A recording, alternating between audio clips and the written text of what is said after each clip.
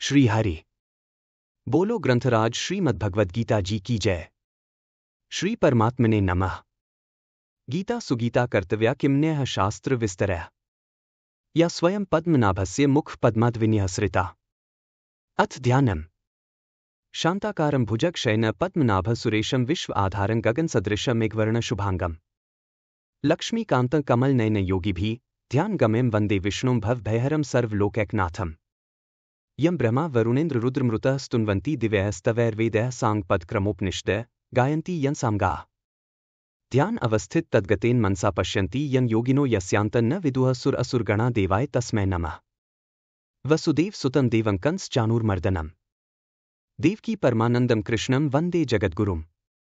भगवद गीता अध्याय 2 श्लोक 18। श्लोक 18।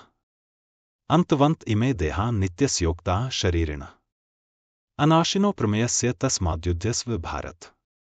अनाशिन अविनाशी, अप्रमेयस्य जानने में न आने वाले और नित्यस्य नित्य रहने वाले शरीरिण इस शरीरी के इमे ये देहादेह अंतवंत अंतवाले उक्ता कहे गए हैं।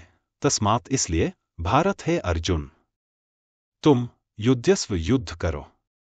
व्याख्या अनाशिन किसी काल में किसी कारण से कभी किंचन मात्र भी जिसमें परिवर्तन नहीं होता, जिसकी क्षति नहीं होती, जिसका अभाव नहीं होता, उसका नाम अनाशी अर्थात अविनाशी है।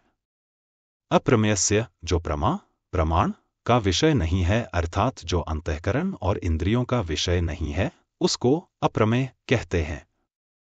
जिसमें अंतःकरण और इंद्रिया प्रमाण नहीं होती उसमें शास्त्र और संत महापुरुष ही प्रमाण होते हैं। शास्त्र और संत महापुरुष उन्हीं के लिए प्रमाण होते हैं जो श्रद्धालु हैं। जिसकी जिस शास्त्र और संत में श्रद्धा होती है वह उसी शास्त्र और संत के वचनों को मानता है। इसलिए यह तत्व केवल श्रद्धा का विषय है, प्रमाण का विषय नहीं। एक आरंभ में तो यह तत्व श्रद्धा का विषय है, पर आगे चलकर जब इसका प्रत्यक्ष अनुभव हो जाता है तब यह श्रद्धा का विषय नहीं रहता। शास्त्र और संत किसी को बाध्य नहीं करते कि तुम हमारे में श्रद्धा करो। श्रद्धा करने अथवा न करने में मनुष्य स्वतंत्र है। अगर वह शास्त्र और संत के वचनों में श्रद्धा करेगा तो यह तत्व उसकी श्रद्धा का विषय है, और अगर वह श्रद्धा नहीं करेगा तो यह तत्व उसकी श्रद्धा का विषय नहीं है। नित्यस्य, यह नित्य निरंतर रहने वाला है। किसी काल में यह न रहता हो ऐसी बात नहीं है, अर्थात यह सब काल में सदा ही रहता है। अंतवंत इमे देहा उक्ता शरीरिण इस अविनाशी, अप्रमेय और नित्य शरीरी के संपूर्ण संसार में जितने भी शरीर हैं वे सभी अंतवाले कहे गए हैं। अंतवाले कहने का तात्पर्य है कि इनका प्रतिक्षण अंत हो रहा है। इनमें अंत के सिवाय और कुछ है ही नहीं, केवल अंत ही अंत है। उपर्युक्त पदों में शरीरी के लिए तो एक वचन दिया है और शरीरों के लिए बहुवचन दिया है। इसका एक कारण तो यह है कि प्रत्येक प्राणी के स्थूल, सूक्ष्म और कारण ये 3 शरीर होते हैं। दूसरा कारण यह है कि संसार के संपूर्ण शरीरों में एक ही शरीरी व्याप्त है। आगे 24वें श्लोक में भी इसको सर्वगतः पद से सब में व्यापक बताएंगे। यह शरीरी तो अविनाशी है और इसके कहे जाने वाले संपूर्ण शरीर नाशवान हैं। जैसे अविनाशी का कोई विनाश नहीं कर सकता, ऐसे ही नाशवान को कोई अविनाशी नहीं बना सकता। नाशवान का तो विनाशीपना ही नित्य रहेगा, अर्थात उसका तो नाश ही होगा। विशेष बात यहां अंतवंत इमे देहा कहने का तात्पर्य है कि ये जो देह देखने में आते हैं ये सब के सब नाशवान हैं। पर ये देह किसके हैं? नित्यस्य, अनाशिनः, ये देह नित्य के हैं, अविनाशी के हैं। तात्पर्य है कि नित्य तत्व ने, जिसका कभी नाश नहीं होता, इनको अपना मान रखा है। अपना मानने का अर्थ है कि अपने को शरीर में रख दिया और शरीर को अपने में रख लिया। अपने को शरीर में रखने से अहंता अर्थात मैंपन पैदा हो गया और शरीर को अपने में रखने से ममता अर्थात मेरापन पैदा हो गया। यह स्वयं जिन जिन चीजों में अपने को रखता चला जाता है उन चीजों में मैंपन होता ही चला जाता है। जैसे अपने को धन में रख दिया तो मैं धनी हूं, अपने को राज्य में रख दिया तो मैं राजा हूँ, अपने को विद्या में रख दिया तो मैं विद्वान हूँ, अपने को बुद्धि में रख दिया तो मैं बुद्धिमान हूँ, अपने को सिद्धियों में रख दिया तो मैं सिद्ध हूँ, अपने को शरीर में रख दिया तो मैं शरीर हूँ, आदि आदि। यह स्वयं जिन जिन चीजों को अपने में रखता चला जाता है, उन चीजों में मेरा पन होता ही चला जाता है। जैसे कुटुंब को अपने में रख लिया तो कुटुंब मेरा है, धन को अपने में रख लिया तो धन मेरा है, बुद्धि को अपने में रख लिया तो बुद्धि मेरी है, शरीर को अपने में रख लिया तो शरीर मेरा है, आदि आदि। जड़ता के साथ मैं और मेरा पन होने से ही मात्र विकार पैदा होते हैं। तात्पर्य है कि शरीर और मैं स्वयं दोनों अलग अलग हैं। इस विवेक को महत्व न देने से ही मात्र विकार पैदा होते हैं। परंतु जो इस विवेक को आदर देते हैं, महत्व देते हैं, वे पंडित होते हैं। ऐसे पंडित लोग कभी शोक नहीं करते, क्योंकि सत सत ही है और असत असत ही है, इसका उनको ठीक अनुभव हो जाता है। तस्मात् युध्यस्व, भगवान अर्जुन के लिए आज्ञा देते हैं कि सतसत को ठीक समझकर तुम युद्ध करो, अर्थात प्राप्त कर्तव्य का पालन करो। दो यहाँ तस्मात् पद युक्ति समझने में आया है, अर्थात युक्ति समझ में आ गई तो अब युद्ध करो। इसी तरह गीता में तस्मात् पद का प्रयोग प्रायः प्रकरण की समाप्ति पर अथवा युक्ति की समाप्ति पर किया गया है। जैसे दूसरे अध्याय के 30वें, तीसरे अध्याय के 19वें, 8वें अध्याय के 7वें तथा 27वें आदि श्लोकों में तस्मात् पद प्रकरण की समाप्ति के लिए आया है, और दूसरे अध्याय के 25वें, 27वें, 37वें, 68वें तथा 11वें अध्याय के 33वें आदि श्लोकों में तस्मात् पद युक्ति की समाप्ति के लिए आया है। तात्पर्य है कि शरीर तो अंत वाला है और शरीरी अविनाशी है।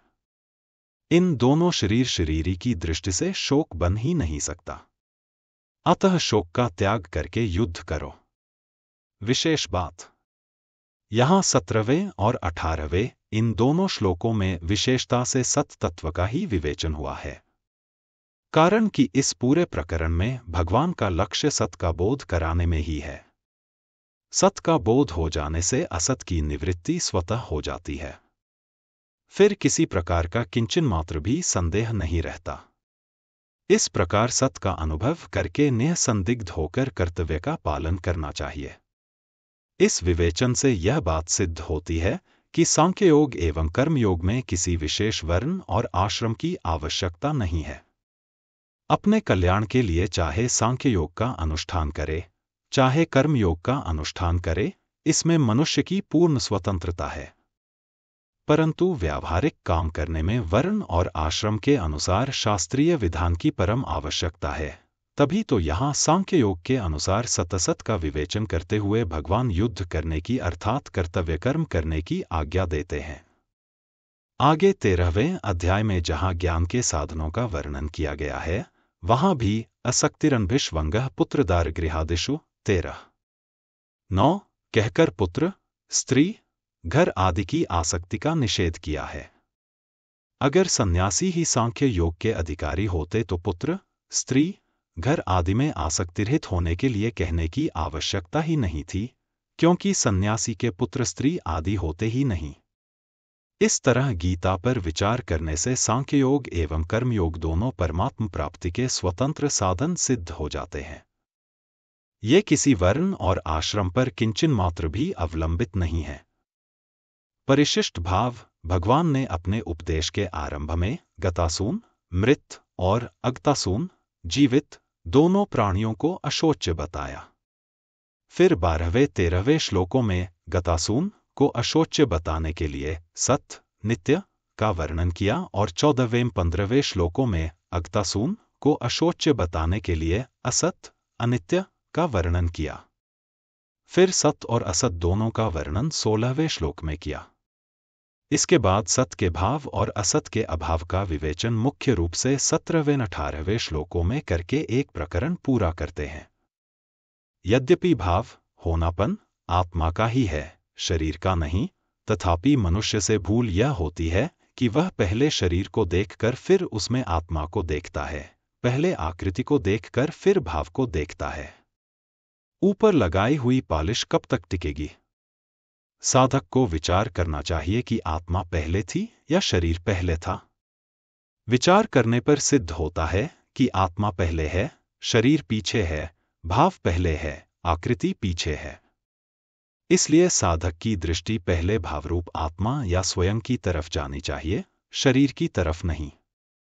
संबंध पूर्व श्लोक तक शरीरी को अविनाशी जानने वालों की बात कही।